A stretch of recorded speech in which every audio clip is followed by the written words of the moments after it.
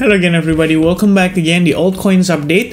Guys, sekitar berapa nih? 10 jam, 24 jam ya, lebih kurang semenjak Bitcoin drop cukup signifikan. Kita udah review itu semua di previous update yang Bitcoin.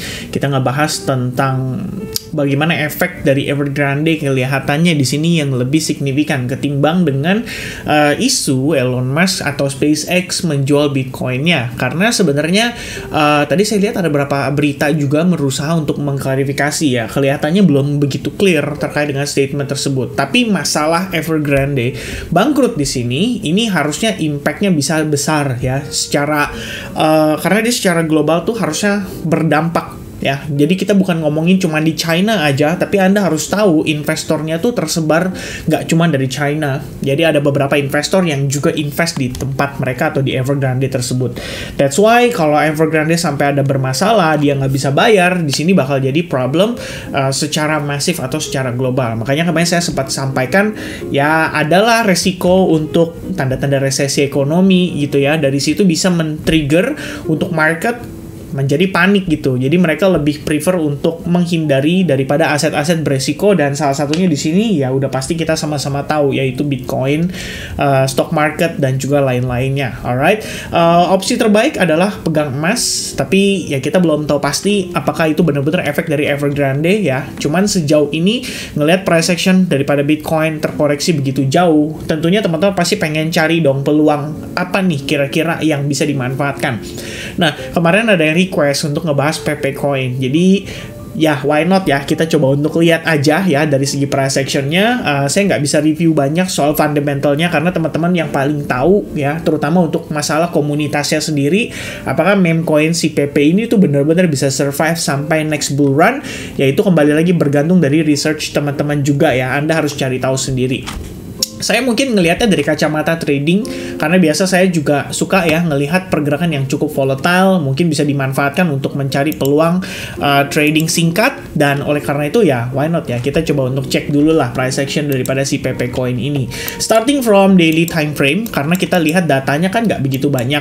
Sebenarnya simple banget, teman-teman bisa lihat ini sebagai sebuah potensi untuk terbentuknya falling wedge, dan pergerakannya sendiri sebelumnya juga sama di sini ya, membentuk semacam ya koreksi dalam sebuah falling wedge pattern. Lalu pada akhirnya dia berhasil breakout impulsif dan kembali mengalami koreksi lagi, mengikuti perkembangan daripada si Bitcoin juga. Nah, kalau kita lihat di sini teman-teman, progresnya sejauh ini ya, ini yang perlu di take note ya. Kita ngelihat di sini terdapat sebuah area demand, di mana proses area tersebut terbentuk itu ya bisa dibilang ya disebabkan oleh breakout yang impulsif daripada si falling wedge ini. Jadi begitu dia bam nanjak signifikan, setelahnya dia hanya bergerak di dalam sebuah koreksi standar aja ya. Dari sini kita bisa lihat ada 2 atau 3 wave lah lebih kurang pada proses koreksinya. Lalu, ketika mencapai level tersebut kemarin, pada saat tekanan jualnya terjadi, market langsung merespon cukup baik di situ dengan sebuah tail candle memanjang ke bawah dan langsung closing balik di atas level 0,00000107. Ya, lebih kurangnya dari sini kita menjadi punya clue bahwa oke, berarti ada cukup order buyers di sini yang tersedia dan mereka coba untuk mempertahankan harga PP untuk nggak lebih rendah dari level tersebut.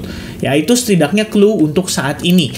Nah, kalau kita lihat pada time frame 4 jamnya, untuk mengetahui secara detail, saya akan gunakan area konsolidasi ini. Ya, karena kita tahu di situ terdapat konsolidasi yang bisa berarti ada proses akumulasi. Bahkan kalau teman-teman lihat secara detail, ini ada prosesnya ya. Kita lihat dia create higher high dari sana ya. Sebelum dia create higher high, ada proses mengambil liquidity dulu di bawahnya. Ya, Anda bisa lihat di sini terjadi fake out ya di bagian bawah seperti ini. Oke, we see a fake out and then harga create higher high ya. Technically untuk time frame seperti 4 jam atau 1 jam ini udah confirm higher high.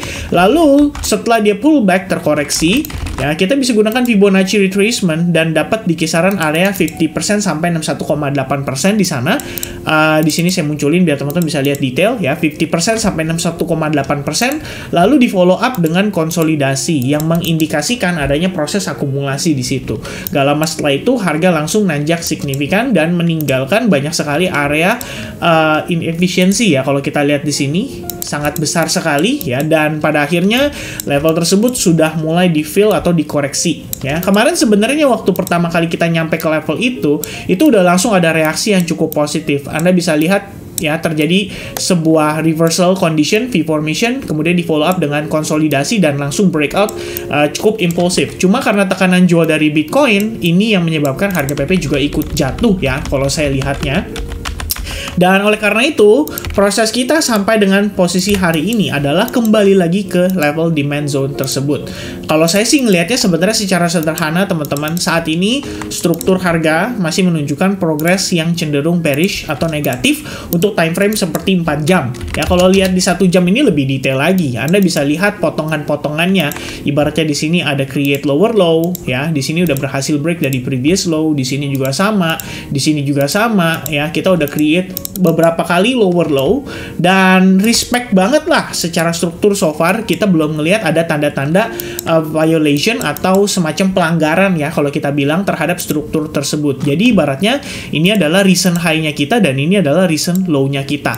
Ya, simpelnya kita bisa lihat seperti itu. Jadi seumpama harga pada si PP Coin, even kita lihat di sini ada demand zone sekalipun ya, kita tetap perlu melihat ada proses reversal yang cukup powerful supaya memastikan di sini bahwa koin PP itu memang siap untuk rally kembali. Karena kalau misalnya enggak, Anda bisa lihat di sini kita aja bergerak dalam sebuah koreksi ya atau corrective wave. Ketika dia breakdown pun di sini artinya ya masih bisa meneruskan low-nya kembali dan retest biasanya terhadap trendline terhadap weak candle atau tail candle yang terbentuk dari pergerakan yang amat sangat impulsif sebelumnya. Yaitu umumnya seringkali terjadi dan pada proses ini selain teman-teman bisa lihat itu sebagai sebuah ascending channel, bisa aja kita ngelihat di sini sebagai sebuah triangle atau mungkin teman-teman mau lihat lagi ini sebagai potensi terbentuk triangle symmetrical triangle. Ya intinya banyak ya probabilitasnya, tapi terlepas dari apakah itu membentuk pola atau tidak, saya tetap concernnya adalah melihat dari segi strukturnya. Anda bisa lihat bagaimana di sini dia konsisten create yang namanya lower high, lower low, lower high, lower low, lower high. So if you see another lower low, ini udah bukan sebuah kejutan lagi gitu ya. At some point, saya lebih prefer dia create lower low dulu. Jadi dia mengambil lebih banyak likuiditas lagi yang tersedia di area bawah ini, karena kita tahu di situ terbentuk banyak sekali order buy dan order buy itu perlu diisi dulu supaya market kalau misalkan dia mau nanjak lagi itu buyersnya cukup gitu ya. Karena kalau misalkan saat ini seandainya kita mengharapkan harga mengalami penguatan, pertanyaannya adalah siapa yang mau beli di tengah-tengah ini. Itu dulu yang pertama. Kedua, kalau misalkan memang ada yang beli, pertanyaannya adalah pembelinya cukup nggak untuk membantu si PP ini break terhadap previous high-nya. Itu dulu teman-teman yang jadi pertanyaan. Jadi so far yang saya lihat adalah PP Coin di sini masih punya probabilitas untuk turun kembali, dan kalaupun menyentuh level yang tadi kita mention, pertanyaannya adalah apakah di situ akan ada rejection.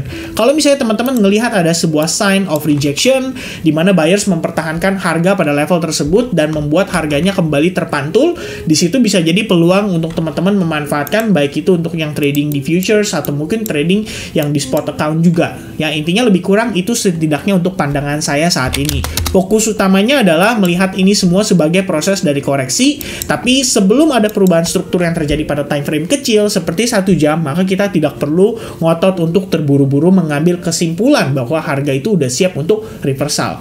Ya, kira-kira seperti itu pandangan saya seputar PP Coin. So, I guess that's it, teman-teman. It's a very quick update aja karena memang chartnya juga nggak terlalu besar ya. Masih sedikit banget datanya. Jadi nanti kita baru akan update kembali untuk Bitcoin after closing jam 3 pagi. Alright, God bless buat teman-teman semuanya, and I'll see you guys again in the next update. Cheers guys, bye-bye.